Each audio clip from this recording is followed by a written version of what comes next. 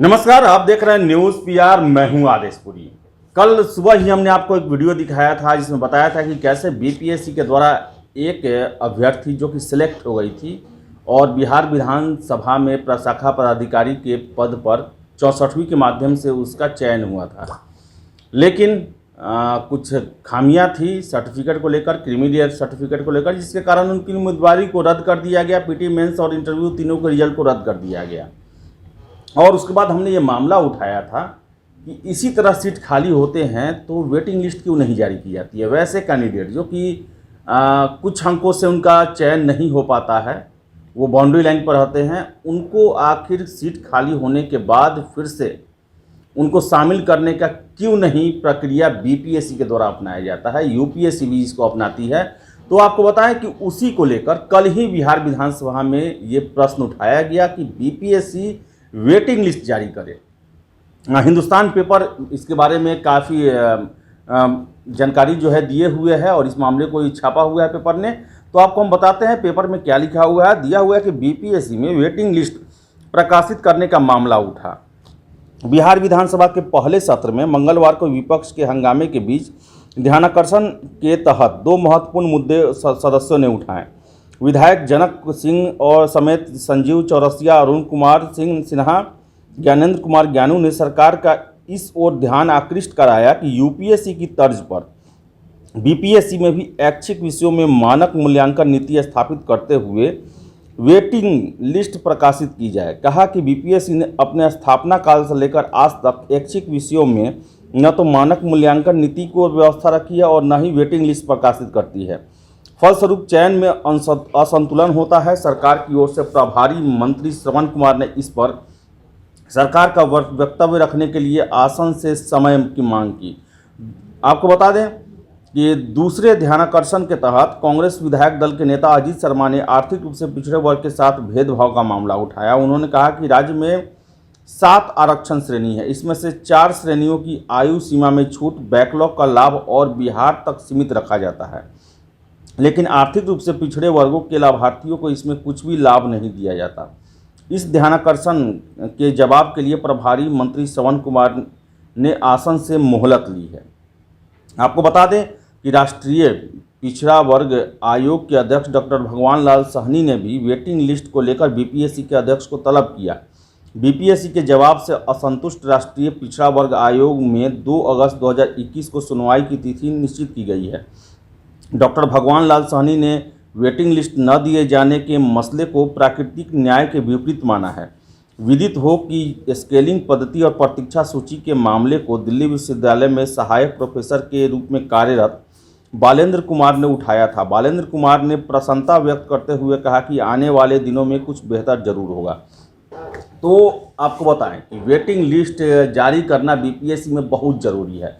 आपको हम बता दें कि बालेंद्र कुमार का ही ये स्टेटमेंट था। ये उन्होंने तर्क रखा था कि लगभग 20 से 25% कैंडिडेट जो हैं जो सिलेक्ट होने के बाद नौकरी को ज्वाइन नहीं करते हैं।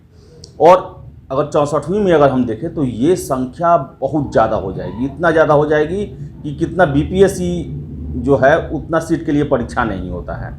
लगभग 25 से 30% के आसपास लोग नहीं ज्वाइन करेंगे तो 300 से 400 का ये आंकड़ा हो जाएगा।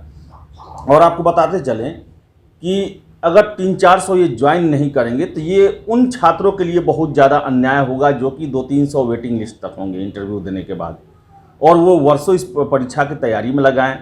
एक परीक्षा ही ये 3 साल चली, तो उन्हें मौका तो अवश्य मिलना चाहिए, उनको शामिल अवश्य किया जाना चाहिए, वेटिंग लिस्ट बनाना चाहिए और वेटिंग लिस्ट के हिसाब से उनको नौकरी में शामिल भी करना चाहिए।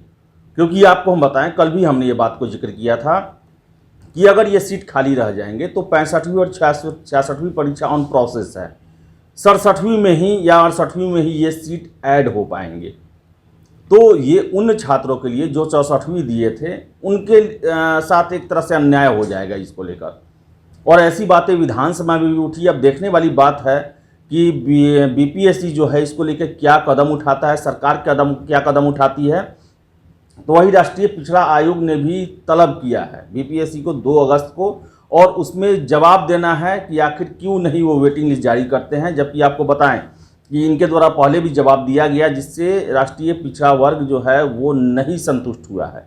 इसके अलावा स्केलिंग बहुत ही महत्वपूर्ण चीज़ है। स्केलिंग के बिना बहुत सारे ऐसे विषय हैं जिसके छात्रों के साथ अन्याय हो जाता है।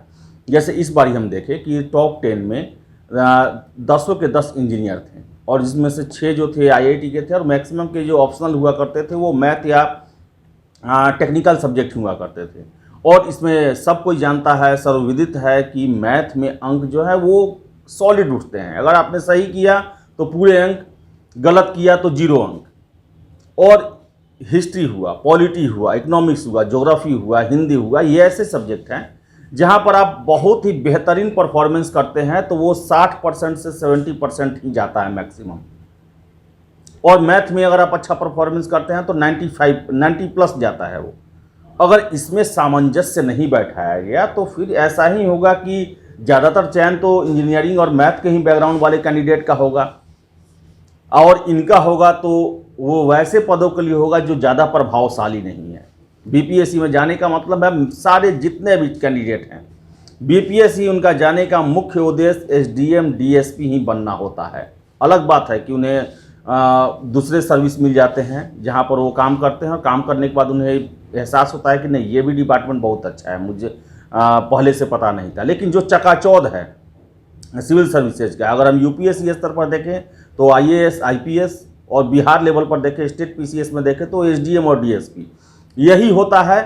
तो ऐसे स्केलिंग न अपनाने से, ऐसी व्यवस्था रखने से जो भी मानविकी के छात्र हैं, जिसमें सबको पता है कि आप कितना भी अच्छा प्रदर्शन करें 70% से अधिक आपका नंबर मिलने का संभावना नहीं के बराबर रहता है, उनका सपना कैसे पूरा हो पाएगा DSP और SDM बनने का। ऐसे में तो केवल इंजीनियरिंग, मैथ और साइंस बैकग्राउंड वाले ही उसमें जगह को हथिया लिया करेंगे। तो स्केलिंग जो है वो काफ़ी ज़रूरी है, और वही बताएं आपको हम कि जो वेटिंग लिस्ट है उसको भी काफ़ी ज़रूरी है जारी करना। इससे सबसे 2 फ़ायदे होंगे। एक तो फ़ायदा कैंडिडेट को होगा कि उन्हें नौकरी मिलेगी, और दूसरा फ़ायदा होगा कि सरकार को, कि उन्हें एक ही बीपीएससी में समय रहते ऑफिसर्स मिल जाएंगे, जिससे राज्य के कार्य जो है वो सुचारू और सही तरीके से चलते रहेंगे। तो ज़रूरी है बीपीएससी को इन दोनों चीज़ों पर जल्द से जल्द फैसला करना, और 64वीं से ही वेटिंग लिस्ट जारी करना, क्योंकि बहुत लोग नहीं जाएंगे नौकरी ज्वाइन करने, और बहुत सारी सीटें जो हैं वो खाली रह जाएंगी। तो हम भी आग्रह करते हैं, और विधानसभा में मुद्दा उठा, बीपीएससी वेटिंग लिस्ट जारी करे और एक सटीक स्केलिंग प्रणाली रखे जिसके कारण किसी भी छात्र के साथ अन्याय न हो। बहुत बहुत धन्यवाद।